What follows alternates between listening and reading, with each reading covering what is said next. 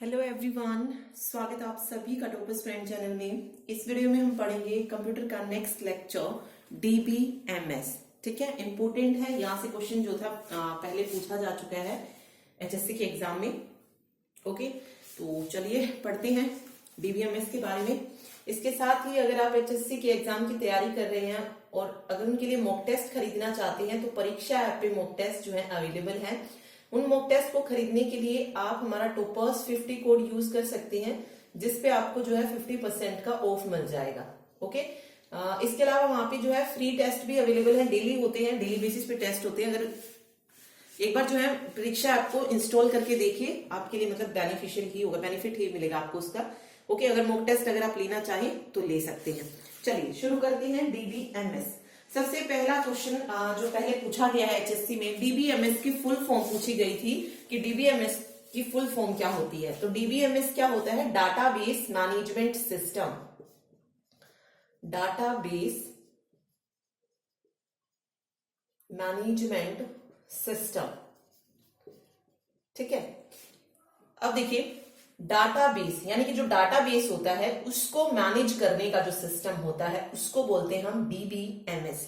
Means हम DBMS में क्या करते हैं? डाटाबेस को मैनेज करते हैं। ओके, अब देखिए डाटाबेस पढ़ने से पहले हमें क्या पता होना चाहिए कि डाटा क्या होता है, इंफॉर्मेशन क्या होता है। तो ये तो हम पहले भी पढ़ चुके हैं कि डाटा क्या होता है, अनप्रोसेस्ड फैक्ट आप इसे बोल सकते हैं। अनप्रोसेस्ड फैक्ट्स, चाहे वो कोई कैरेक्टर है या किसी का नेम है, कोई नंबर है, ये सब क्या है? डाटा है।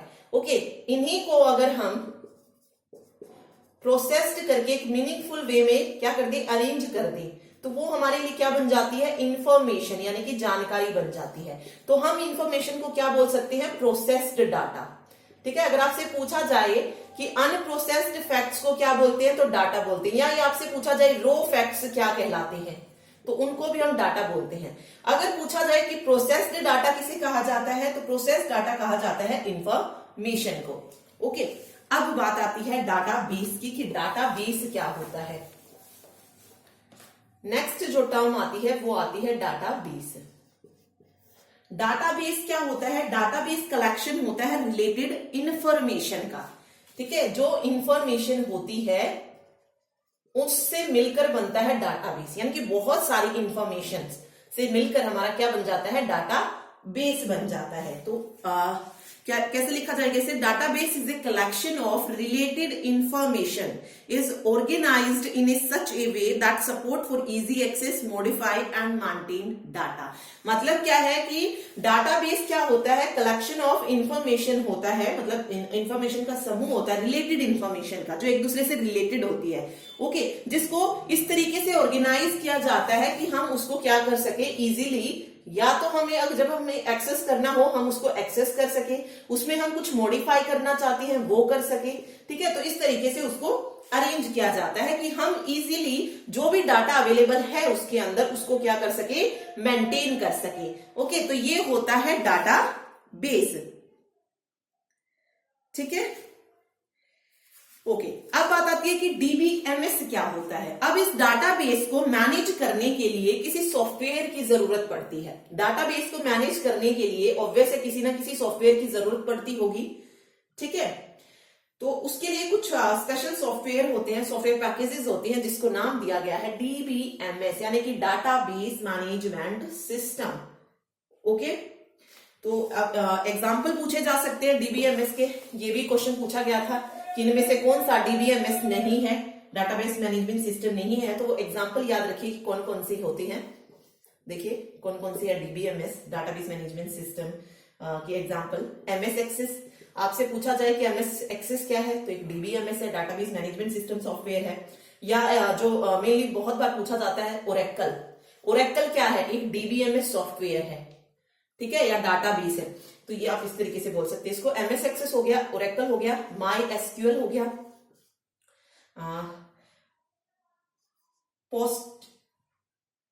पोस्टग्रीस एसक्यूएल, पीएसक्यूएल भी आ जाएगा, कहीं पे लिखा हुआ आपको ऐसे मिल जाएगा। पीएसक्यूएल, माई एसक्यूएल, इसके अलावा एसक्यूलाइट हो गया। एसक्यूलाइट ये भी क्या है? डीबीएमएस सॉफ्टवेयर है। सैप हो गया, एसएपी सैप, इसके अलावा माइक्रोसॉफ्ट एसक्यूएल सर्वर हो गया। ये नाम आपको याद रखने जरूरी है क्योंकि यहां से क्वेश्चन पूछा जा चुका है, तो वो कोई भी सर्वर का नाम जो है देखिए पूछ सकते हैं कि इनमें से कौन सा डीबीएमएस सॉफ्टवेयर है। ओके, तो इसीलिए मैंने सारे लिखवा दिए आपको। ओके, एक minute, MS access, Oracle, Microsoft SQL server हो गया। इसके अलावा डी बेस होता है, एक डी बेस, और लास्ट है फोक्स प्रो। तो ये इंपॉर्टेंट डीबीएमएस सॉफ्टवेयर है, ये आपको पता होनी चाहिए।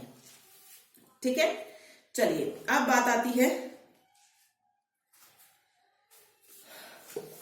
डीबीएमएस में रिलेशनल डाटा मॉडल की, कि रिलेशनल डाटा मॉडल क्या होता है। डीबीएमएस में रिलेशनल डाटा मॉडल जो है बहुत इंपॉर्टेंट है। देखिए क्या होता है relational data model. Relational data model जो होता है ये एक डाटाबेस मॉडल होता है। ठीक है, जो डाटाबेस हमने पढ़ा, इसमें देखिए बहुत सारे टाइप, अलग अलग टाइप के डाटा मॉडल्स होते हैं, डाटाबेस मॉडल होते हैं, लेकिन एनसीईआरटी में 12th लेवल पे जो मॉडल दिया गया है वो ओनली रिलेशनल डाटा मॉडल ही दिया गया है। इसके अलावा ऐसे तो हिरारिकल भी होता है, नेटवर्क डाटा मॉडल भी होता है, लेकिन हमें जो मेनली पढ़ना है, जो एचएससी का सिलेबस है उसके अकॉर्डिंग जो इंपोर्टेंट है वो है रिलेशनल डाटा मॉडल। वो भी इसी में आते हैं, बट जो हमारा डीबीएमएस है वो फुल्ली किस पर डिपेंड है, रिलेशनल डाटा मॉडल पर। मतलब वही हमें जो है पढ़ना है, वही हमें इसमें पता होना चाहिए। ठीक है, ओके, तो ये याद रखिए रिलेशनल डाटा मॉडल क्या है, एक डाटाबेस मॉडल है, और इसे किसने बनाया था, किसने प्रपोज किया था, ये पूछा जा सकता है। तो ईएफ कोड ने 1969 में जो था रिलेशनल डाटा मॉडल को डेवलप किया था। ओके, ई का मतलब होता है यहाँ पे एजर, ठीक है, इधर एफ कोड।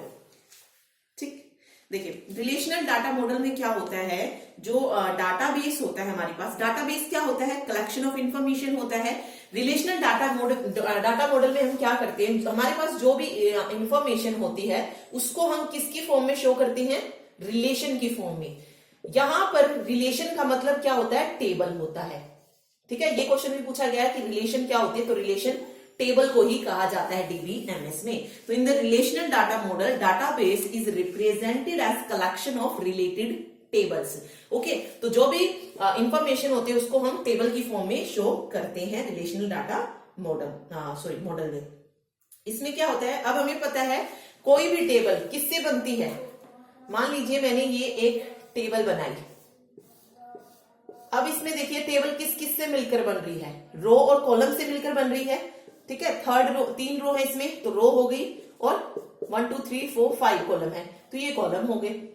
ठीक है, तो हमारी टेबल किससे बन रही है, combination of row and column, row और कॉलम से मिलकर बनती है।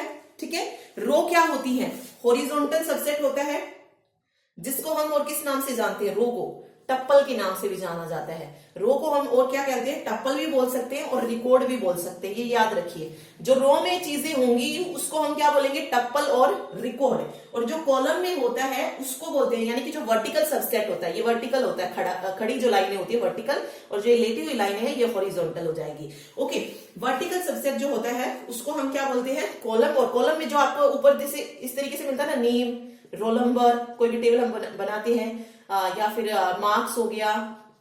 ठीक है, ये जो ऊपर आपको दिखाई देते हैं इनको हम क्या बोलते हैं, एट्रीब्यूट बोलते हैं। कॉलम में जो आपको शो होते हैं उनको हम क्या बोलते हैं, एट्रीब्यूट, और जो आपको ऐसे रो में दिखाई देते हैं उनको हम टप्पल या रिकॉर्ड बोलते हैं। ठीक है, तो ये याद रखिए, जो रो होती है उसको और क्या कहा जाता है, टप्पल और रिकॉर्ड, और जो कॉलम होती है उसको एट्रीब्यूट कहा जाता है। ठीक है, चलिए अब देखिए क्वेश्चन क्या पूछा गया था वो देखते हैं। क्वेश्चन पूछा गया था, इन डाटाबेस ए रिलेशन मीन्स, यानी कि डाटाबेस में रिलेशन का मतलब क्या होता है। ठीक है, ऑप्शन है, टेबल होता है, टप्पल होता है, रिकॉर्ड होता है, या कॉलम होता है।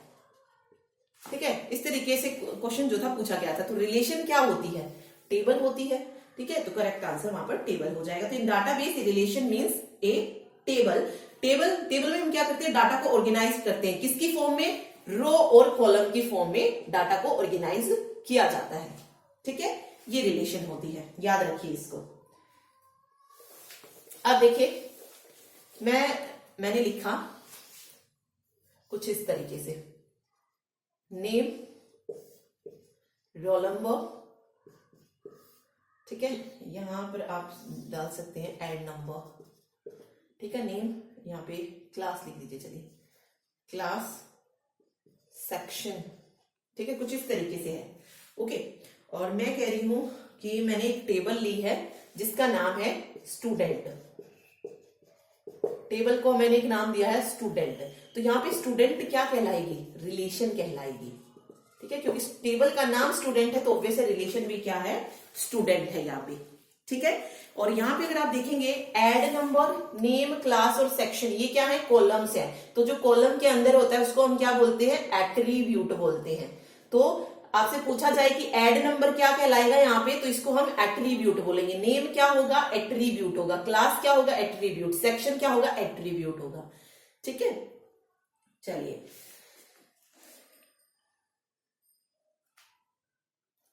आगे देखिए, आगे कुछ टर्म्स आती हैं वो पढ़ते हैं।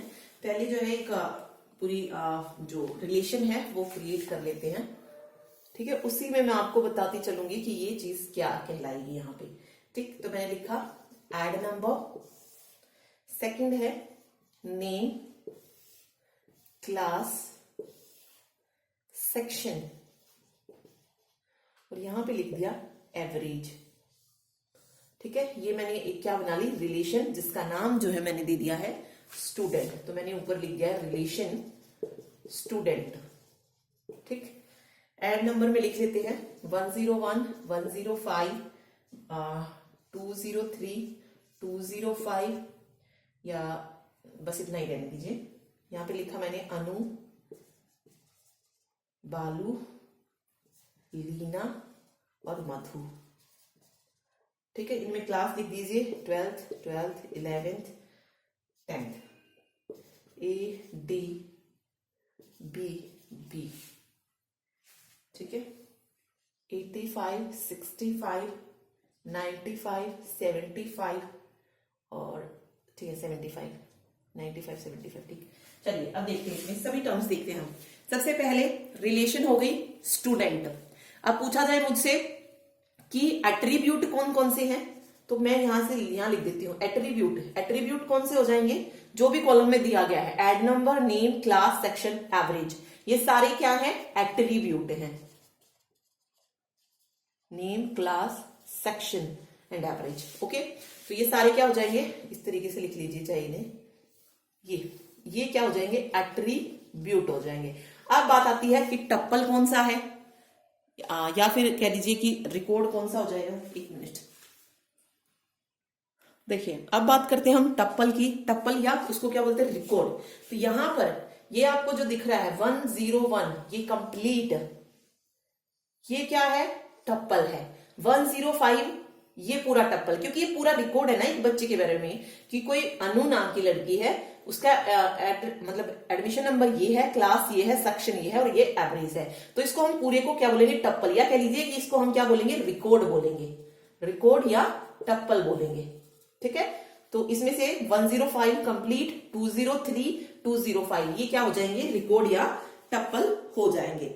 ठीक है, फिर एक टर्म आती है डोमेन, यहां नीचे लिखती हूं मैं डोमेन। डोमेन क्या होती है, डोमेन होती है जितनी भी एक कॉलम की पॉसिबल वैल्यूज होती हैं उसको बोलते हैं। ठीक है, डोमेन क्या होता है, original set of atomic values use to model data, यानी कि किसी उसमें मान लीजिए मैंने एक जेंडर कॉलम बना रखा है। ठीक है, कोई मान लीजिए जेंडर कॉलम है। अब जेंडर कॉलम में पॉसिबिलिटीज क्या हो सकती हैं, दो ही तो पॉसिबिलिटीज हो सकती हैं, या तो मेल हो सकता है या फीमेल हो सकता है। ठीक है, ये पॉसिबिलिटीज होती हैं।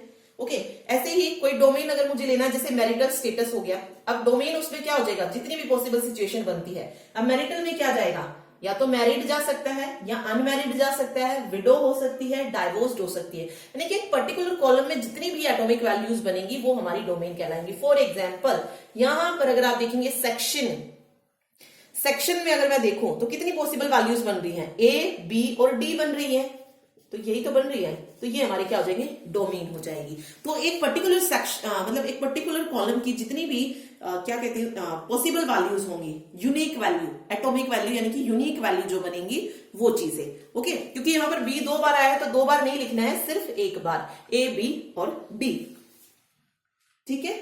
ये हो जाती है डोमेन। चलिए आगे देखिए, उसके बाद एक टर्म आती है डिग्री। डिग्री, डिग्री किसको बोलेंगे, डिग्री हो जाएगा यहां पे, डिग्री होता है नंबर ऑफ कॉलम्स। अब देखिए किसी रिलेशन में नंबर ऑफ कॉलम्स जो होंगे वो उस रिलेशन की डिग्री कहलाएगी। अब यहाँ पे नंबर ऑफ कॉलम्स काउंट कीजिए, 1 2 3 4 5, तो इस रिलेशन की डिग्री कितनी हो जाएगी, 5 हो जाएगी, ठीक है। फिर एक टर्म आती है कार्डिनलिटी। डिग्री हो गया है, कार्डिनलिटी यहां लिख देती हूं मैं, कार्डिनलिटी। हिंदी में बस इसको ऐसे ही लिख लेना है, डिग्री या मीन्स कार्डिनलिटी, ओके। कार्डिनलिटी क्या होता है, number of rose, number of रोज। ये डिग्री होती है नंबर ऑफ कॉलम्स की, टोटल नंबर ऑफ कॉलम्स कितने हैं, ओके। कार्डिनलिटी होती है नंबर ऑफ रोज, ठीक है। अब देखिए इसमें कितनी रो है, 1 2 3 4, तो कार्डिनलिटी कितनी बन जाएगी, 4 बन जाएगी, ठीक है। तो ये 2 टर्म याद रखिए। अब आपसे डायरेक्ट क्वेश्चन ये भी पूछा जा सकता है, number of rows are called, number of rows are called degree, cardinality, domain, attribute या टप्पल। तो नंबर ऑफ रोज अगर पूछा जाता है तो वो कार्डिनलिटी होते हैं। अगर आपसे पूछा जाए डायरेक्ट क्वेश्चन कि रोज आर ऑल्सो कॉल्ड, सिर्फ ये पूछा जाए कि रो आर ऑल्सो कॉल्ड, तो रो को और किस नाम से जानते हैं, टप्पल और रिकॉर्ड के नाम से जानते हैं। लेकिन अगर आपसे पूछा जाता है कि number of rows are called, तो नंबर ऑफ रोज को बोलेंगे कार्डिनलिटी, नंबर ऑफ कॉलम्स को बोलेंगे डिग्री, ठीक है। सिर्फ पूछा जाए कि कॉलम आर ऑल्सो कॉल्ड, तो उसको हम एट्रीब्यूट बोलेंगे, ठीक है। तो क्वेश्चन आपको ध्यान से देखना है कि एक्चुअल में पूछा क्या गया है उसमें, ओके। तो ये 4 से 5 टर्म है, बहुत इंपॉर्टेंट है, पूछी जा सकती है, ठीक है, इनको याद रखिए। चलिए आगे बढ़ते हैं।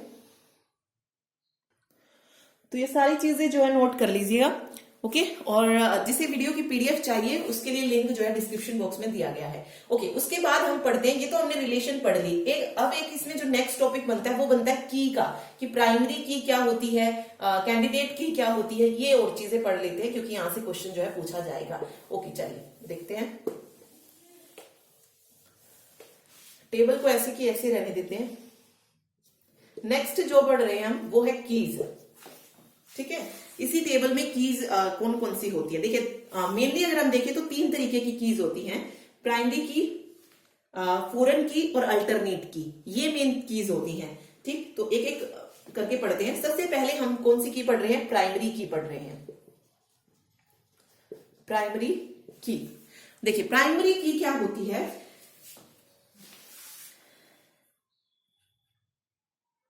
प्राइमरी की क्या होती है, प्राइमरी की एक ऐसा कॉलम होता है जिसमें जितनी भी रोज होती हैं वो सारी जो होती हैं वो अलग अलग होती हैं, ओके। अब आप यहां पे देखिए, यहां पे ऐड नंबर दिया है, नेम दिया है, क्लास दिया है, सेक्शन और एवरेज दिया है।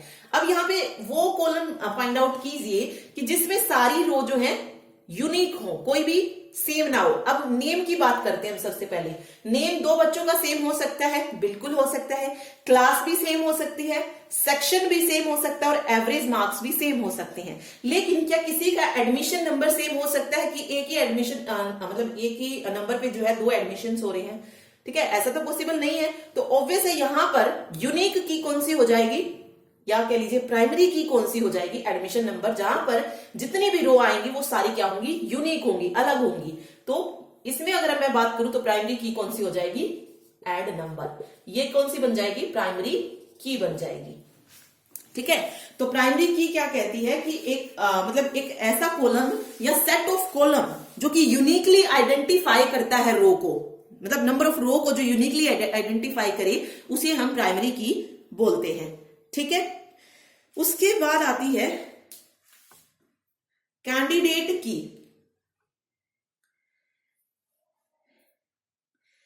कैंडिडेट की क्या होती है, कैंडिडेट की होती है सेट ऑफ फील्ड जहां पे कॉलम जो होते हैं विद यूनिक वैल्यू होते हैं और जो एलिजिबल हो एक्ट एज ए प्राइमरी की। इसका मतलब क्या है, देखिए मतलब एक तो प्राइमरी की होती है, इसके साथ एक और ऐसी कॉलम आपको मिलेगा जो इस तरीके से एक्ट करेगा कि वो प्राइमरी की है, बट वो एक्चुअल में प्राइमरी की नहीं होता है, बट वो एक्ट इस तरीके से करता है कि वो प्राइमरी की है। ओके, तो वो होती है कैंडिडेट की। तो कैंडिडेट की क्या होती है? Candidate key are set of field in the relation that are eligible to act as a primary key, कि वो किस तरीके से एक्ट करे एज ए प्राइमरी की। अब हम यहां पर फाइंड आउट करें तो कहां पर जो है कैंडिडेट की बन रही है? एड नंबर तो प्राइमरी की होगी, तो इसको भी हम क्या बोल सकते हैं? प्राइमरी की को भी हम कैंडिडेट की बोलेंगे। प्राइमरी की इज ऑल्सो कॉल्ड कैंडिडेट की। तो ये अगर मुझसे पूछा जाए कैंडिडेट की कौन कौन सी है इसमें, तो एक तो एड नंबर तो आएगी ही, ठीक है, जो प्राइमरी की होगी वो तो होगी। अब वो और फाइंड आउट करनी है जो एक्ट करे एज ए प्राइमरी की, कौन सी हो जाएगी यहां पे? एड नंबर और नेम। एड नंबर और नेम। तो इस टेबल में अगर हम देखेंगे तो एड नंबर और नेम में क्या है? यूनिक वैल्यूज हैं, तो ये क्या बन जाएगी?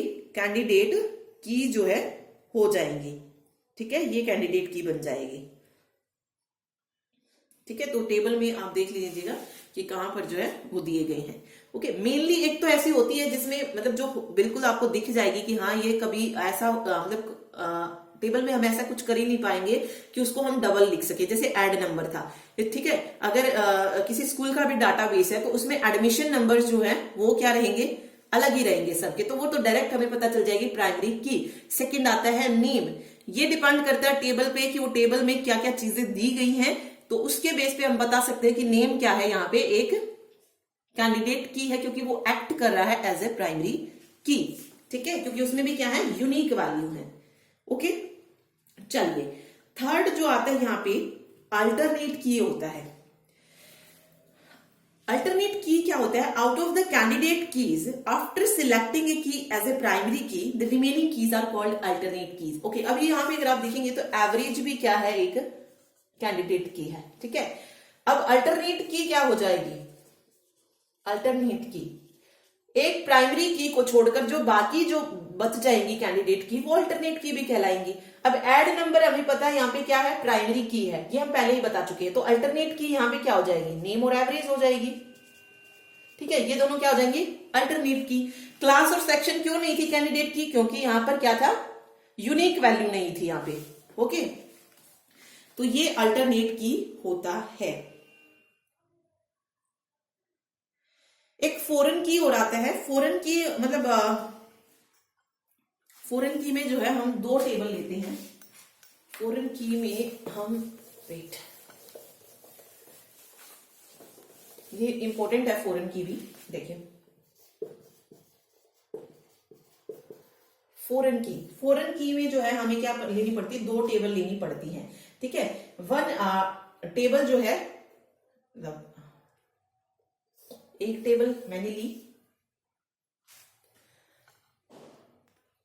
देखिए फॉरेन की क्या होता है अगर हम देखें तो दो टेबल्स के बीच के लिंक को दर्शाता है ये, ठीक है। अगर मेरे पास एक कॉलम यहां पर है और वही कॉलम मैं यहां पर भी यूज कर रही हूं, तो ये जो रिलेशन दिखाता है उसको हम बोलते हैं फॉरेन की। जब दो टेबल्स के बीच में हम किसी कॉलम के द्वारा या सेट ऑफ कॉलम के द्वारा रिलेशन को फाइंड आउट कर सके या रिलेशन को एस्टेब्लिश कर पाए, वो की कौन सी होती है? उसे हम फॉरेन की बोलते हैं। मान लीजिए मैंने यहां पर नेम ले लिया और यहां पर भी नेम ले लिया, ठीक है, तो ये क्या दिखा रही है?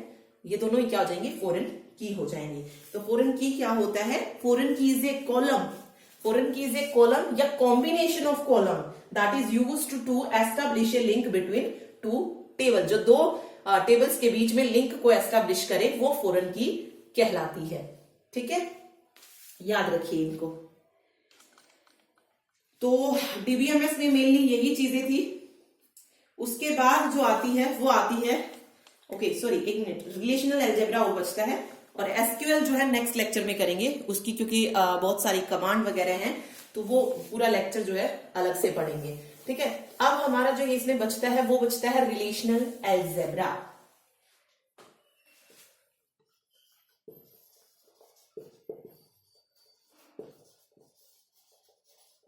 रिलेशनल अलजेब्रा देखिए, अलजेब्रा क्या होता है? देखिए अलजेब्रा क्या होता है? Combination of operator and operands. Computer की टर्म में हम क्या बोलेंगे इसको? Combination of operator and operands. Math में भी आपने अलजेब्रा पढ़ा है, तो किस तरीके से एक्सप्रेशन पढ़ते हैं वहां पे? X plus Y plus Z, कुछ इस तरीके से पढ़ते हैं। ठीक है, यहाँ पे ऑपरेटर्स कौन से हैं? प्लस, ये क्या है? ऑपरेटर है। ठीक है, और एक्स वाई जेड ये क्या है? ऑपरेंड है। तो इसको हम क्या बोल देते हैं अलजेब्रा में? Combination of operand and operators are called algebra. ठीक है, या कह लीजिए कि an algebra is a set of या an algebra is a combination of set of operand and operators, set of operators. ठीक है, चलिए, तो ये होता है अलजेब्रा। अब बात आती है रिलेशनल अलजेब्रा। रिलेशनल अलजेब्रा क्या होती है? अलजेब्रा हमने पढ़ लिया। रिलेशनल अलजेब्रा क्या होता है? रिलेशनल अलजेब्रा किससे बनता है? Set of operation that take one और टू रिलेशन एज इनपुट। ठीक है, मतलब इसमें क्या होती है? रिलेशनल में है तो रिलेशन मैंने आपको बताया क्या होती है? रिलेशन टेबल की फॉर्म में होता है। अलजेब्रा ऑपरेटर और ऑपरेंड्स में बनता है, लेकिन रिलेशनल अलजेब्रा में जो भी इनपुट होती है वो हम किसकी फॉर्म में लेते हैं? टेबल की फॉर्म में लेते हैं। और जो इनपुट होती है वो या तो एक हो सकती है, मींस एक रिलेशन हो सकती है, या दो रिलेशन हो सकती है। ओके, रिलेशन मतलब टेक वन और two relation as input and produce a new relation as output. अगर मेरे पास एक टेबल है तो उससे मुझे क्या मिल रही है? एक अलग आउटपुट मिल रही है। मेरे पास दो टेबल है, ठीक है, तो इन दोनों से मुझे जो है कोई आउटपुट में क्या मिल रही है? तीसरी रिलेशन मिल रही है। ओके, तो ये होता है रिलेशनल अलजेब्रा। ठीक, याद रखिए इसको। अब इसमें ऑपरेशन की बात करते हैं तो मेनली 4 ऑपरेशन जो है पढ़ने हैं हमें इसमें। फर्स्ट जो है वो है सिलेक्शन ऑपरेशन, सेकंड है projection, third union and fourth है कार्टेशियन प्रोडक्ट। कार्टेशियन प्रोडक्ट, ये 4 जो है रिलेशनल अलजेब्रा के ऑपरेशन है। सबसे पहले हम सिलेक्शन पढ़ रहे हैं। सिलेक्शन कब होगा? मतलब सिलेक्शन कब लेंगे? मतलब सिलेक्शन जो होता है रिलेशनल अलजेब्रा में वो तब मतलब उन रिकॉर्ड को रिटर्न करेगा जो कि कंडीशंस को फुलफिल करेंगे। ठीक है, तो इसको किस तरीके से लिखा जाता है? देखिए, इसको लिखने का तरीका क्या होता है? क्वेश्चन मार्क, उसके बाद कंडीशन डाली जाएगी यहां पे, और यहां पर रिलेशन का नाम होगा। ठीक है, पहले कंडीशन देन उसके बाद रिलेशन। ठीक, चलिए एक रिलेशन ले लेते हैं और फिर अप्लाई करके देखते हैं। देखिए, एक रिलेशन ली कुछ इस तरीके से, वही टेबल लेते हैं सेम। ऐड नंबर, ठीक है, नेम हो गया, उसके बाद क्लास, सेक्शन एंड एवरेज।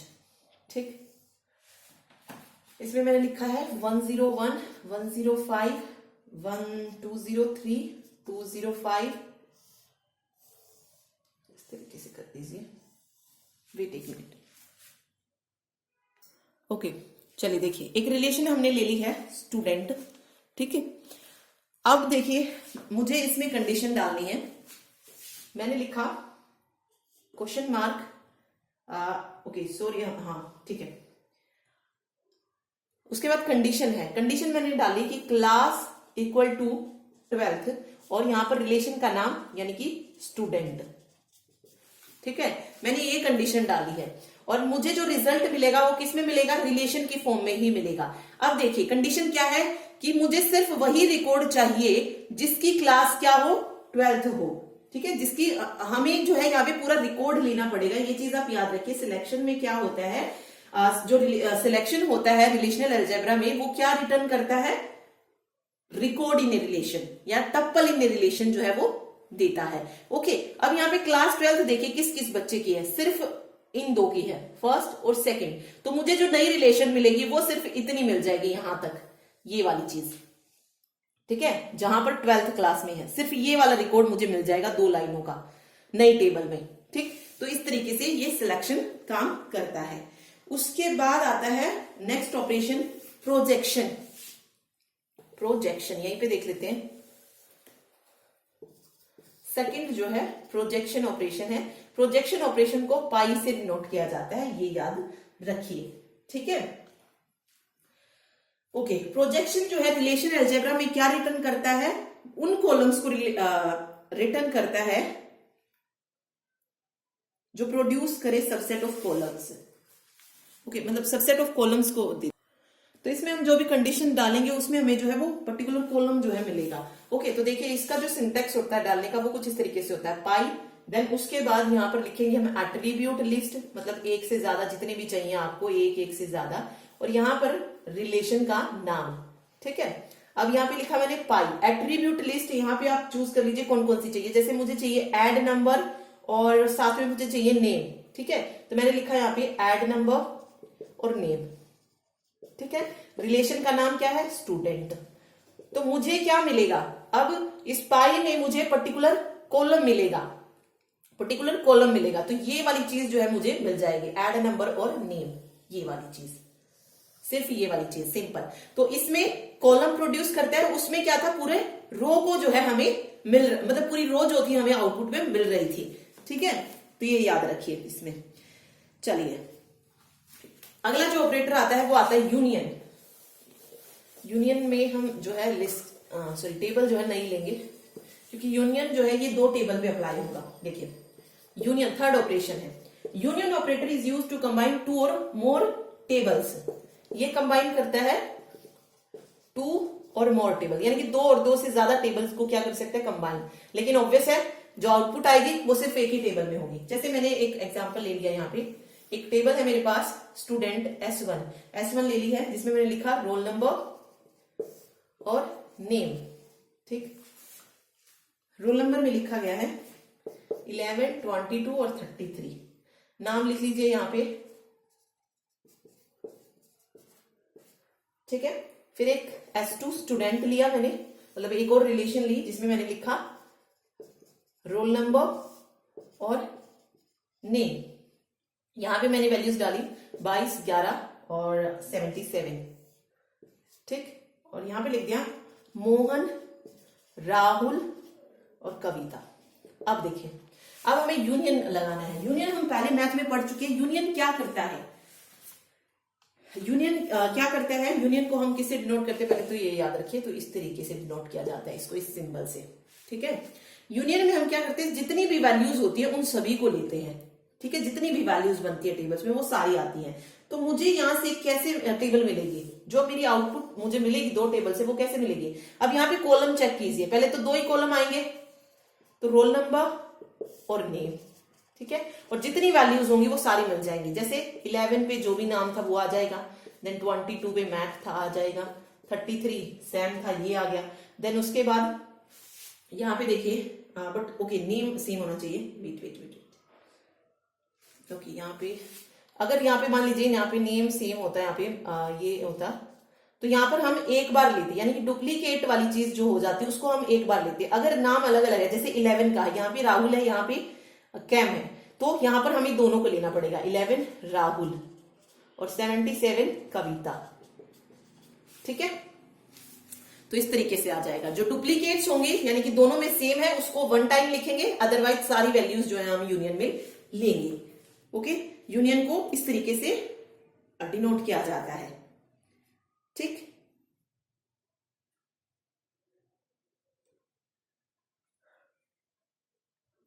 आगे नेक्स्ट देखिए, नेक्स्ट है कार्टेशियन प्रोडक्ट। ऐसे ही इंटरसेक्शन भी होता है इसमें, बट 12th की जो बुक है उसमें नहीं दिया गया। इंटरसेक्शन में आपको सेम वैल्यूज लेनी होती है और कुछ नहीं होता है, जैसे मैथ्स में करते हैं। ओके, कार्टेशियन प्रोडक्ट आता है।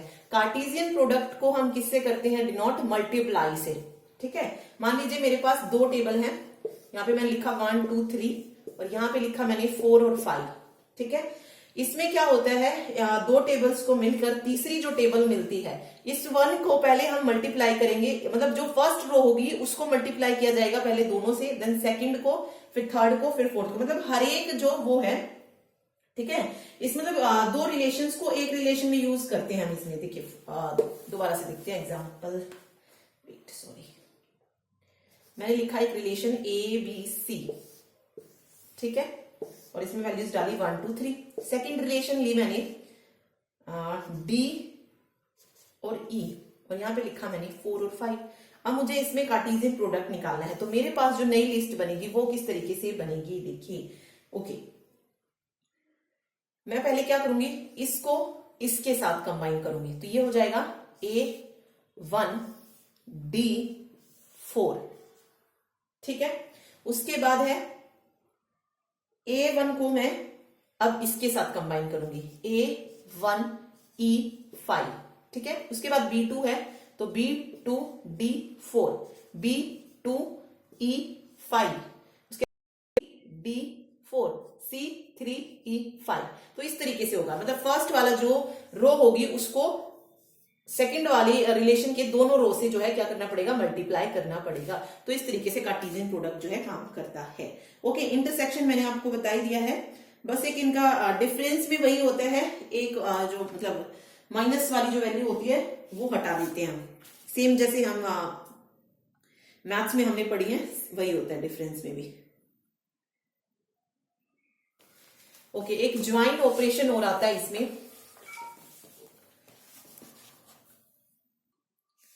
ठीक है। ज्वाइन ऑपरेशन, ज्वाइन क्या करता है, ज्वाइन जो है दो रिलेशन को एक नए रिलेशन में कंबाइन कर देता है। दो रिलेशन जो होती है उन दोनों से मिलाकर कोई नई रिलेशन जो है ये बनाता है। ओके, अलग अलग टाइप का ज्वाइन होता है, इनकी टाइप याद रखिए, जैसे थीटा ज्वाइन होता है, थीटा ज्वाइन हो गया, लेफ्ट आउटर ज्वाइन हो गया, राइट आउटर ज्वाइन हो गया, उसके अलावा फुल आउटर ज्वाइन होता है, नेचुरल ज्वाइन होता है। तो ये उसकी कुछ टाइप्स होती हैं।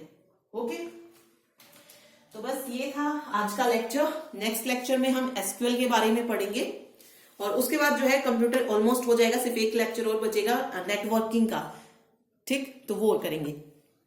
ओके, तो ये था आज का lecture. Thank you so much.